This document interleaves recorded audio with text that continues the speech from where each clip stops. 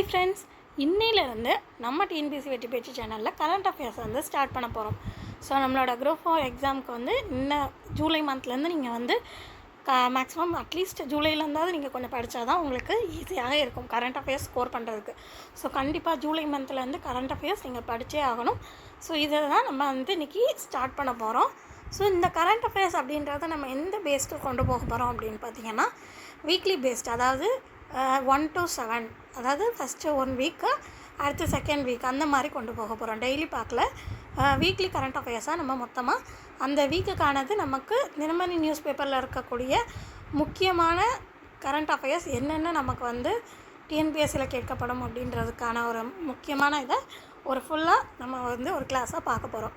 So இதுக்காக இனிமேல் நீங்கள் வந்து செப்பரேட்டாக என்ன செஞ்சுருங்க, ஒரு நோட் மாதிரி போட்டுக்கோங்க.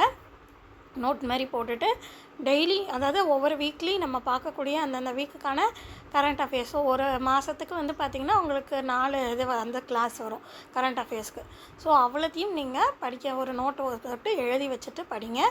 ஸோ ஈஸியாக இருக்கும். தனித்தனியாக எழுதி வச்சிங்கன்னா மிஸ் ஆகிரும், படிக்க முடியாது. ஸோ கரண்ட் அஃபேர்ஸ்க்குன்னு தனியாக ஒரு நோட் போட்டுக்கோங்க. அந்தந்த வீக்குக்கானதை நம்ம பார்க்குறத இனிமேல் ரெகுலராக அதில் எழுதி வச்சுட்டு படிச்சுட்டே வாங்க.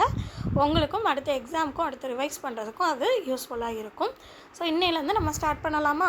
ஸோ இப்போ கரண்ட் அஃபேர்ஸ் வந்து இன்றைக்கி நம்ம ஜூலை 1 to 7 அது வரைக்கும் பார்க்க போகிறோம். ஸ்டார்ட் பண்ணுறதுக்கு முன்னாடி மறக்காமல் எல்லாருமே லைக் பண்ணிக்கோங்க, சப்ஸ்கிரைப் பண்ணிக்கோங்க. அண்ட் உங்கள் ஃப்ரெண்ட்ஸ் எக்ஸாம் ப்ரிப்பேர் பண்ணுறவங்களுக்கும் ஷேர் பண்ணி விடுங்க, அவங்களுக்கும் படிக்கிறதுக்கு யூஸ்ஃபுல்லாக இருக்கும். ஸோ இது TNPSC, SSC, RRB, UPSC, so எந்த எக்ஸாம் படிக்கிறவங்களுக்குனாலும் கரண்ட் அஃபேர்ஸ் வந்து யூஸ் ஆக தான் செய்யும். ஸோ எந்த எக்ஸாம் படிக்கிறவங்களா இருந்தாலும் அவங்களுக்கு ஷேர் பண்ணி விடுங்க, அவங்களுக்கும் யூஸ் ஆகட்டும். ஸோ இப்போ இதில் வந்து நம்ம ஹெட்டிங் வாரியாக பார்க்க போகிறோம். கரண்ட் அஃபேர்ஸ் அப்படின்றத முதல்ல ஹெட்டிங் வாரியாக பார்க்க போகிறோம். தேசியம், சர்வதேசம், தமிழ்நாடு, சுற்றுச்சூழல் தொடர்பானது, தொழில்நுட்பம் தொடர்பானது, அதுக்கப்புறம் முக்கியமான தினங்கள் என்னென்ன, விருதுகள் என்னென்ன அப்படின்னு சொல்லிட்டு இந்த 1 வீக் இருக்கக்கூடிய அந்த நியூஸ் பேப்பரில் இருக்கக்கூடிய முக்கியமான கரண்ட் அஃபேர்ஸ் பற்றி இன்றைக்கி நம்ம பார்க்க போகிறோம். அதில் ஃபஸ்ட்டு தேசியம். ஸோ தேசியத்தில் உள்ள முக்கியமானது இது. ஃபஸ்ட் ஒன் பாருங்கள், மத்திய பிரதேசத்திற்கு புவிசார் குறியீடு வழங்கப்பட்டு இருக்கிறது. மத்திய பிரதேச மாநிலத்திற்கு ஸோ புவிசார் குறியீடு வழங்கியிருக்காங்க. இந்த புவிசார் குறியீடுன்றதை எதுக்கெல்லாம் வழங்கியிருக்காங்க பாருங்கள். அந்த மத்திய பிரதேசத்தில் இருக்கக்கூடிய இந்தூர் அப்படின்ற இடத்துல உள்ள மால்வாவுடைய உருளைக்கிழங்கு, ரத்தலாமின் கராடு, பாலம் கக்கடி, இது எல்லாத்துக்குமே புவிசார் குறியீடுக்கான தகுதி வழங்கப்பட்டிருக்கிறது. அதுக்கப்புறம் தார் மாவட்டத்தில் உள்ள மாண்டு அப்படின்றது, அப்புறம் பாப்பாய் மரப்பழத்திற்கு இந்த தார் மாவட்டத்தில் உள்ள பகுதி ப்ளஸ் அந்த மரப்பழம் பாப்பாய் அந்த இதில் உள்ள மரப்பழத்திற்கும் புவிசார் குறியீடானது வழங்கப்பட்டிருக்கிறது. ஸோ மத்திய பிரதேசத்துடைய உள்ளூர் விவசாய விளைபொருட்களுக்கு இந்த அங்கீகாரம் வந்து கிடைச்சிருக்கு. ஸோ இது இது. அடுத்தது பாருங்கள், இந்தியாவின் அதிவேக ரயில்கள் வலையமைப்பை விரிவுபடுத்துவதற்காக 7 புதிய வழித்தடங்கள் வந்து முன்மொழியப்பட்டுள்ளன.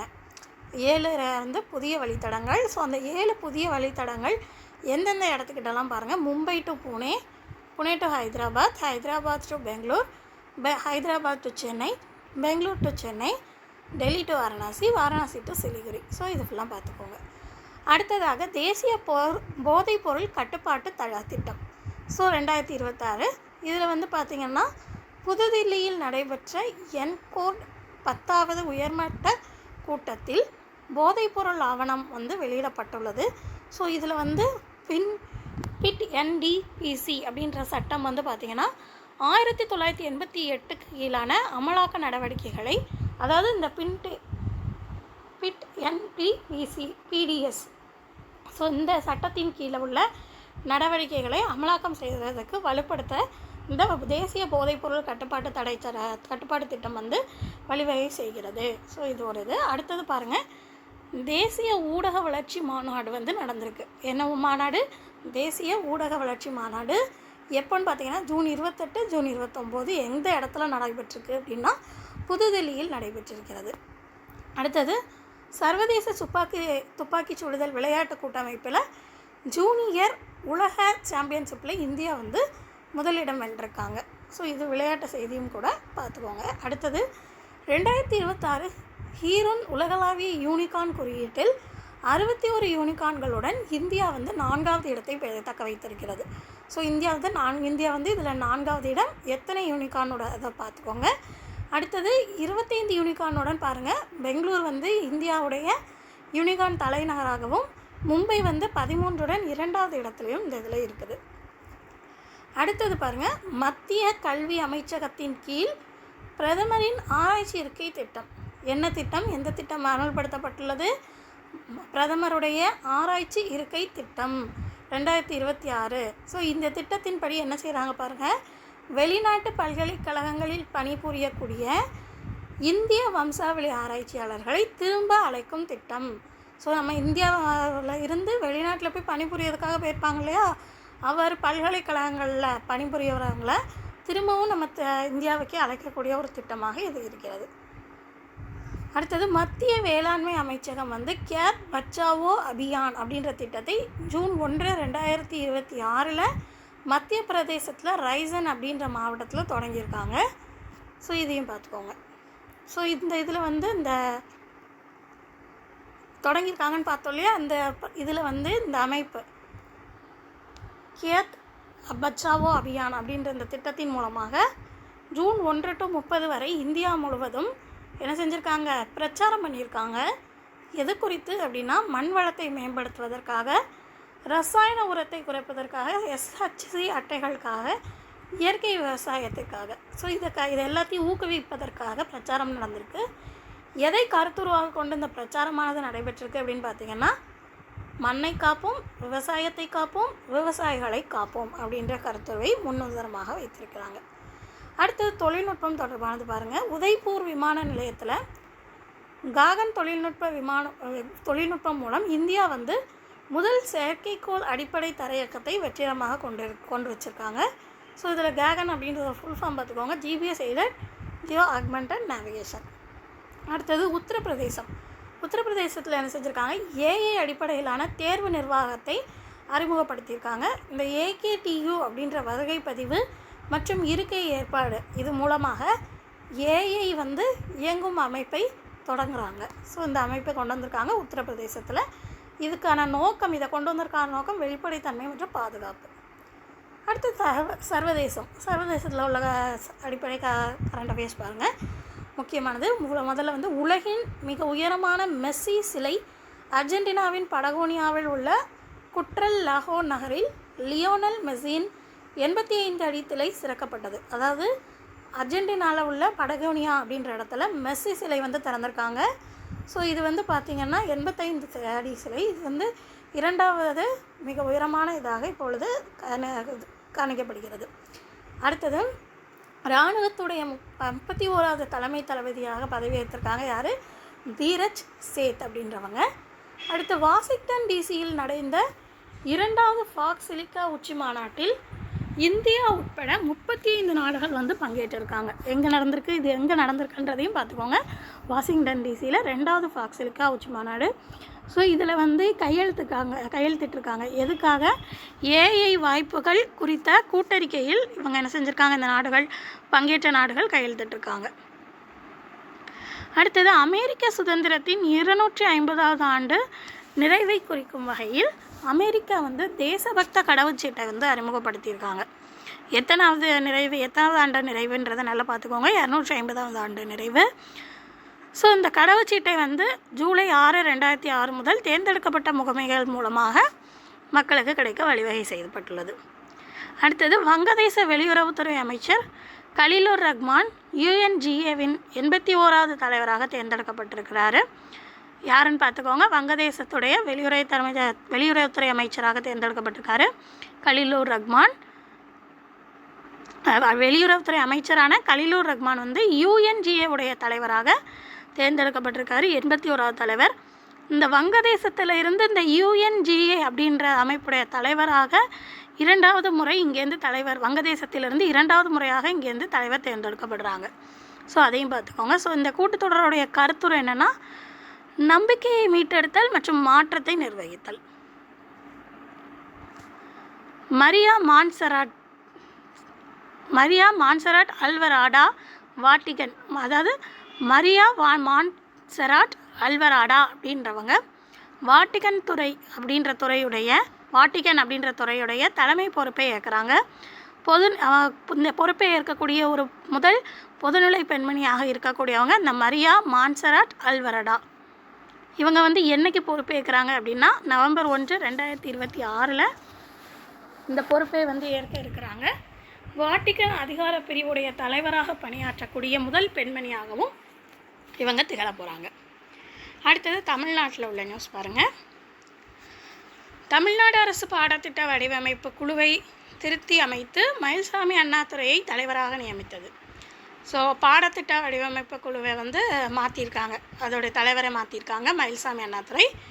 ஸோ யாருக்கு பதிலாக இவரை கொண்டு வந்திருக்காங்க அப்படின்னு பார்த்தீங்கன்னா சுல்தான் அகமது இஸ்மாயிலுக்கு பதிலாக இவங்களை மாற்றிருக்காங்க.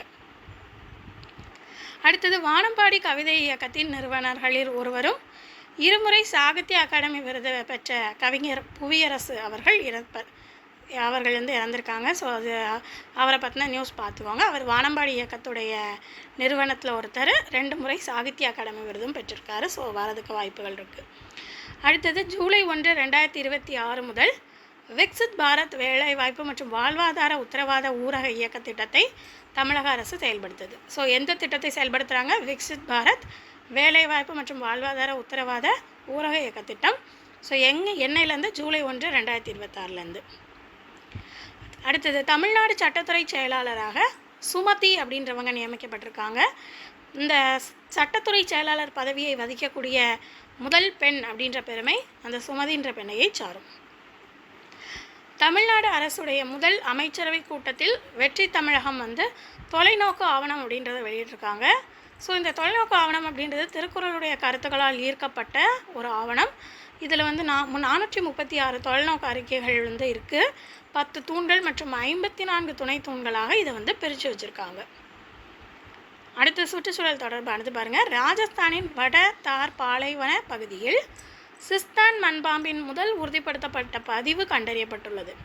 அதாவது சிஸ்தான் மண்பாம்பு, அதாவது மண்பாம்பு வகையில் சிஸ்தான் அப்படின்ற ஒரு இதை வந்து கண்டுபிடிச்சிருக்காங்க. அது இருந்ததுக்கான தடத்தை கண்டுபிடிச்சிருக்காங்க வடதார் பாலைவனத்தில் ராஜஸ்தானில். ஸோ இதுக்கு முன்னாடி இந்த பாம்பு வகையான இந்த சிஸ்தான் மண்பாம்பு அப்படின்றது எங்கெல்லாம் வந்து கண்டறியப்பட்டிருக்குன்னா ஈரான் மற்றும் பாகிஸ்தானில் கண்டறியப்பட்டிருக்குது. தற்பொழுது இது வந்து தார் பாலைவனத்தில் கண்டறியப்பட்டிருக்கு. இந்தியாவில் வந்து பார்த்திங்கன்னா 4 வகையான மண்பாம்பு இனங்கள் இருக்குது. ஸோ இது எல்லாத்தையுமே சேர்த்து இப்போ கண்டுபிடிச்சதையும் சேர்த்து வனவிலங்கு சட்டம் 1972 கொண்டுவரப்பட்டது. அட்டவணை 2 கீழ் இந்த இதெல்லாம் வந்து என்ன செய்து பராமரிக்கப்படுகிறது, பாதுகாக்கப்படுகிறதுன்னு சொன்னோம். அடுத்தது அஸ்ஸாமின் காசிரங்கா தேசிய பூங்கா அப்படின்ற இடத்துல மஞ்சள் நிற தொண்டை கரும்பெருகு அப்படின்றது பதிவு செய்யப்பட்டிருக்கு. ஒரு இதை கண்டுபிடிச்சிருக்காங்க. இந்த இது வந்து பார்த்திங்கன்னா ஒரு மரத்தில் ஏறக்கூடிய ஒரு வகையான பாலூட்டி மஸ்டெலிடே அப்படின்ற ஒரு குடும்பத்தை சேர்ந்த ஒரு பாலூட்டி. பகல் நேரத்தில் இது என்ன செய்யும்? மரத்தில் ஏறும். அந்த ஒரு பாலூட்டி வகையினது இதை கண்டுபிடிச்சிருக்காங்க அஸ்ஸாமில். ஸோ இதையும் வனவிலங்கு சட்டம் 1972 படி அட்டவணை 2 கீழ் பாதுகாக்கப்படுகிறது. அடுத்தது மெசாலினா பிஸ்வனாய் பல்லி அப்படின்ற ஒரு புதிய வகையான பள்ளியை கண்டுபிடிச்சிருக்காங்க. ஸோ இந்த மெசாலினா அப்படின்ற புதிய பள்ளியினம் வந்து ராஜஸ்தான் பிகானேர் அப்படின்ற மாவட்டத்தில் கண்டுபிடிச்சிருக்காங்க.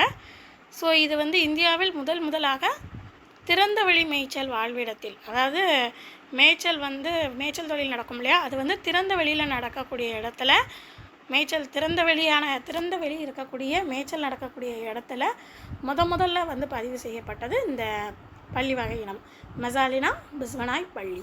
ஸோ இதையும் பார்த்துக்கோங்க. அடுத்தது முக்கியமான தினங்கள் என்னென்ன அனுசரிக்கப்படுது பாருங்கள்.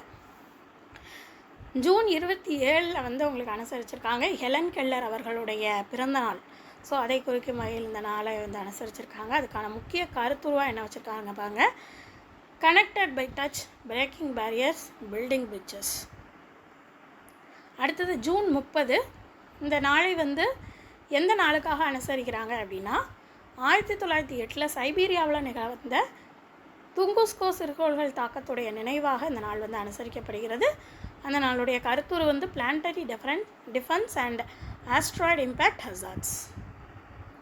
அடுத்ததாக ஜூன் 21 முதல் 27 இந்த ஒரு வாரம் வந்து 21 to 27 உள்ள வாரம் உலக ஒவ்வாமை வாரமாக அனுசரிக்கப்படுகிறது 2026. ஸோ அதுக்கான கருத்துரு allergy care is essential care. அடுத்து ஜூலை 1 ஜிஎஸ்டி ஸ்டார்ட் பண்ண தினம். ஸோ ஜிஎஸ்டி தினமாக அனுசரிக்கப்படுகிறது. தமிழ்நாடு மின்சாரத்துறையால் ஜூன் 26 முதல் ஜூலை 2 இந்த ஒரு வாரம் வந்து தேசிய மின் பாதுகாப்பு வாரமாக அனுசரிக்கப்படுகிறது. ஸோ தேசிய மின் பாதுகாப்பு வாரமாக தமிழ்நாடு மின்சாரத்துறையால் அனுசரிக்கப்பட்ட வாரம் ஜூன் 26 முதல் ஜூலை 2 வரை. இதற்கான கருத்துரு இன்றைய விழிப்புணர்வு நாளைய பாதுகாப்பு. அடுத்தது பாருங்கள், ஜூன் 5 வந்து உலக சுற்றுச்சூழல் தினம் வந்து கடைபிடிக்கப்படுகிறது. இதுக்கான கருத்துரு inspired by nature for climate for our future. விருதுகளில் உள்ள முக்கியமான விருதுகள் என்னென்ன அந்த டயத்தில் உள்ளது பாருங்கள். உலகின் சிறந்த பள்ளிக்கான பரிசுகள் வந்து 2026 தேர்வு செஞ்சுருக்காங்க. அதில் இந்தியாவில் உள்ள 7 பள்ளிகள் வந்து தேர்வு செய்யப்பட்டுள்ளது. பிரெஞ்சு வானிலை ஆய்வாளர் டாக்டர் ஃப்ளோரன்ஸ் ராபியர் அப்படின்றவர் IMO அப்படின்ற பரிசை வந்து பெற்றிருக்கிறார். பிரிட்டிஷ் நகர் இட்ரிஸ் எல்பா வின்ஸ்டர் கோட்டையில், அதாவது இட்ரிஸ் எல்பா அப்படின்றவங்க வின்ஸ்டர் கோட்டையில் 3ஆம் சார்லஸ் அப்படின்ற நபரிடமிருந்து நைட்ஹூட் அப்படின்ற விருதை பெற்றிருக்காங்க. இந்த நைட்ஹூட் அப்படின்ற விருது வந்து பார்த்திங்கன்னா இங்கிலாந்தில் இருக்கக்கூடிய குடிமக்கள் விருதுகளில் ஒரு மிகவும் உயரிய விருதாக கருதப்படுகிறது. இந்த விருதை பெற்றவங்க இட்ரிஸ் எல்பா. அடுத்து பொள்ளாச்சி கிராமத்தை சேர்ந்த தமிழக விவசாயி வள்ளுவன் அப்படின்றவங்க நிலையான வேளாண்மையை ஊக்குவிப்பதற்காக FAO விருது பெற்றிருக்காரு. ஸோ உணவு மற்றும் வேளாண்மை அமைப்பு, food and agriculture organisation. So இது வந்து பார்த்திங்கன்னா FAO சாயில் ஃபார்மர் ஹீரோ அப்படின்ற அங்கீகாரத்தை இவருக்கு வழங்கியுள்ளது. அடுத்தது ஒடிசாவின் பாரதீப் துறைமுக ஆணையம் துறைமுக செயல்பாடுகள் மற்றும் தளவாட திறனில் சிறந்து விளங்கியதற்காக ஒடிசாவில் அந்த இது சிறப்பாக நடந்ததற்காக MOBSW அப்படின்ற விருது கிடச்சிருக்கு. ஸோ தளவாட துறைமுக செயல்திறனில் சாகர் அங்கலான் அப்படின்ற சான்றிதழில் இந்த இது ஒடிசா வந்து 3ஆம் இடத்தை பெற்றுள்ளது.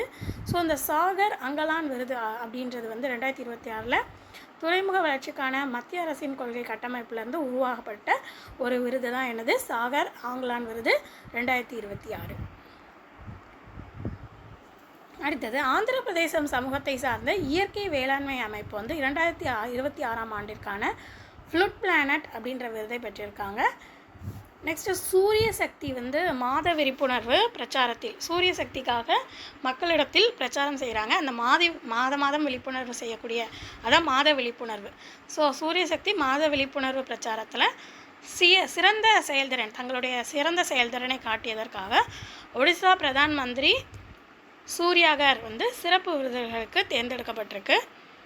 அடுத்து 16 வயதிலேயே 3 இந்திய பதன்ம வயதினர் வந்து யாரெல்லாம் பார்த்தீங்கன்னா 3 பேர், விவான், அவ்யானா அப்படின்ற 3 பேர் புளியம்பழ விதையுடைய கழிவிலிருந்து, புளியம்பழம் இருக்கு இல்லையா, அந்த புளியம்பழத்துடைய விதையில் இருக்கக்கூடிய கழிவில் இருந்து பிளாஸ்டிக் அப்படின்ற மக்கக்கூடிய ஒரு நீர் சுத்திகரிப்பு கண்டுபிடிப்பை உருவாக்கியிருக்காங்க. ஸோ அதுக்காக எர்த் ப்ரைஸ் 2026 அப்படின்றதையும் வென்றிருக்காங்க. ஸோ இவ்வளோ தான் விருதுகள். ஸோ இந்த நம்ம ஜூலை 1 to 7 இதுக்கான முக்கியமான கரண்ட் அஃபேர்ஸ் நம்ம பார்த்தாச்சு. ஸோ இதை நீங்கள் வந்து நான் முதல்ல சொன்ன மாதிரி நோட்டு போட்டு தனியாக எழுதி வச்சு படிங்க. அதுக்கப்புறம் இப்போ நீங்கள் இதை படிச்சுட்டு உங்களுக்கு இதிலேருந்து இப்போ நம்ம இந்த வீக்லி பார்க்குறோம் இல்லையா, இதிலேருந்து உங்களுக்கு தனியாக டெஸ்ட்டு வைக்கலாமா, இந்த வீக்லி டெஸ்ட் வந்து அதாவது இப்போ நம்ம நார்மலாக Tamil test batch and GS test batch கொண்டு போகிற மாதிரி இப்போ நீங்கள் இந்த கரண்ட் அஃபேர்ஸ் படிச்சிருக்கீங்க இல்லையா, ஸோ இந்த வீக்லி படிக்கிறதையும் உங்களுக்கு ஒரு சின்ன டெஸ்ட் மாதிரி உங்களுக்கு வைக்கலாமா அப்படின்றதையும் உங்களோட அதை பொறுத்து உங்களுடைய ஒப்பீனியன் என்ன அப்படின்றதையும் கமெண்ட் பண்ணுங்கள். நம்ம அடுத்த வீடியோவில் பார்க்கலாம்.